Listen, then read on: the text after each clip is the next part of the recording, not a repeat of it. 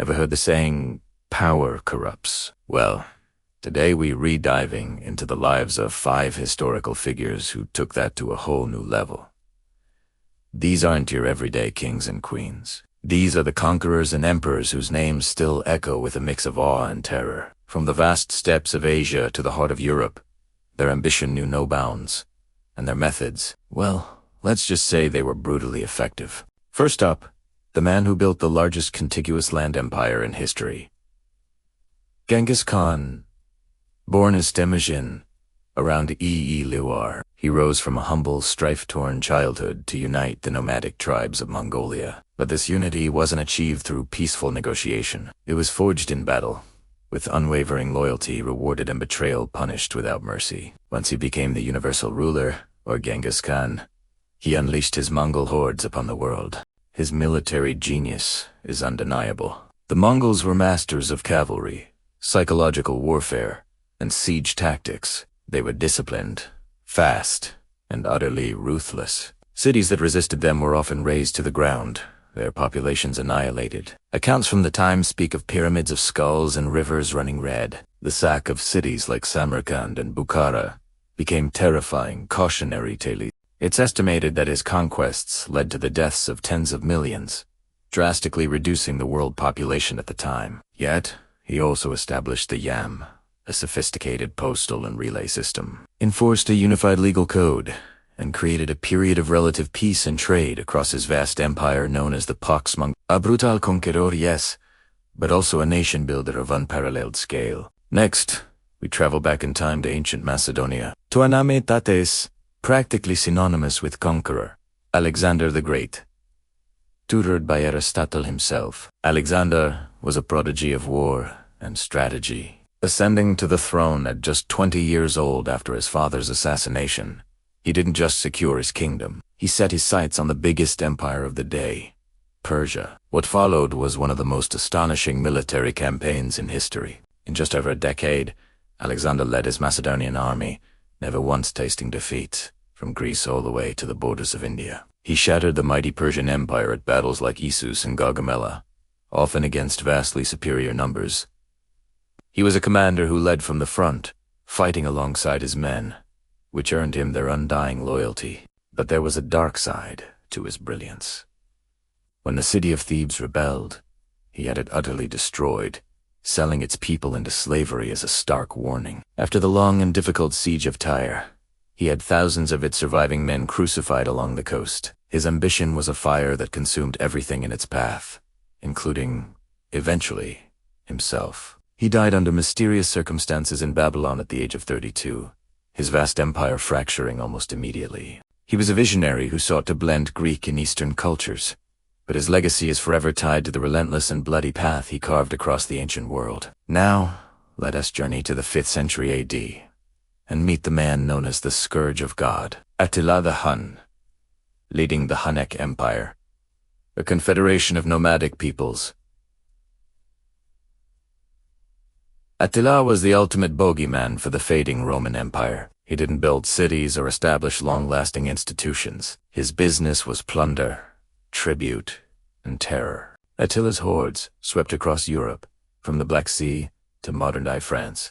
They were ferocious horsemen, skilled with the composite bow, appearing as if from nowhere to raid and pillage.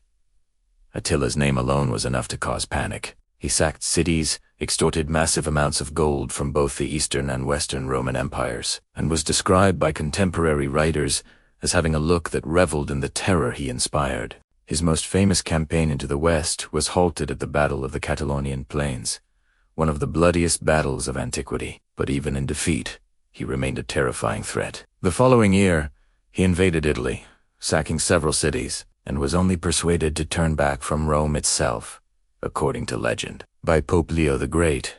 Attila died a year later, not in battle but from a burst blood vessel on his wedding night. With his death, the Hunnic Empire dissolved as quickly as it had appeared, leaving behind a legacy of pure, unadulterated fear. From the steppes of Europe, we now go to ancient China and meet the man who literally created the nation Qin Shi Huang, the first emperor. Before him, China was a collection of warring states. 221 BCE, through ruthless conquest and brilliant strategy.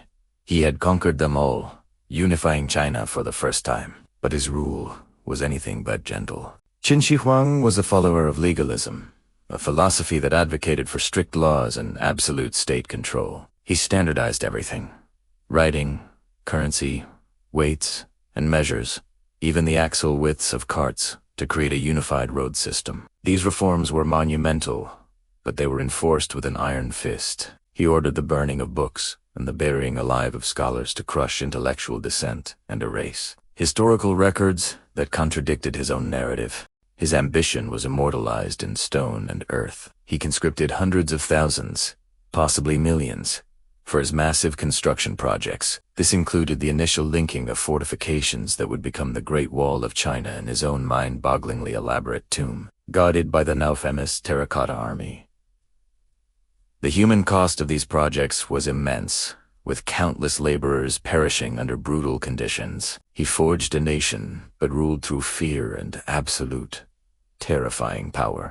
Finally, we have a unique case, a ruler known for both incredible brutality and a profound transformation. Meet Ashoka, an emperor of the Mauryan dynasty in India during the 3rd century BCE. When he came to power, he was every bit the ruthless conqueror. Nicknamed Ashoka, or Ashoka the Fierce, he was known for his violent temper and his ambition to expand the empire his grandfather had founded. This ambition culminated in the devastating Kalinga War. Kalinga was a prosperous state that stood in the way of Ashoka's complete domination of the subcontinent. The war was brutal and bloody. Ashoka's own edicts, carved into rock pillars years later, describe the horror. 100,000 people were killed in the fighting, and 150,000 were captured and deported. The entire region was laid to waste. But seeing this unimaginable suffering firsthand caused a profound change in Ashoka. He was overcome with remorse and renounced violent conquest. He converted to Buddhism and dedicated the rest of his reign to Dharma, the path of righteousness and nonviolence. He built hospitals, dug wells, and sent Buddhist missionaries across Asia, transforming the religion from a local sect into a world faith. His later reign is seen as a golden age of peace and prosperity, but it was a peace born from the ashes of one of antiquity's most brutal campaigns, a powerful reminder that even the most feared rulers can sometimes change. So there you have 5 rulers whose ambition reshaped the world, often through fire and sword. Their stories are complex, filled with genius, brutality, and lasting consequences. They remind us that the pages of history are often written in blood. Who do you think was the most ruthless? Let me know in the comments below. Thanks for watching, and if you enjoyed this journey into the dark side of history, be sure to like this video and subscribe for more. See you next time.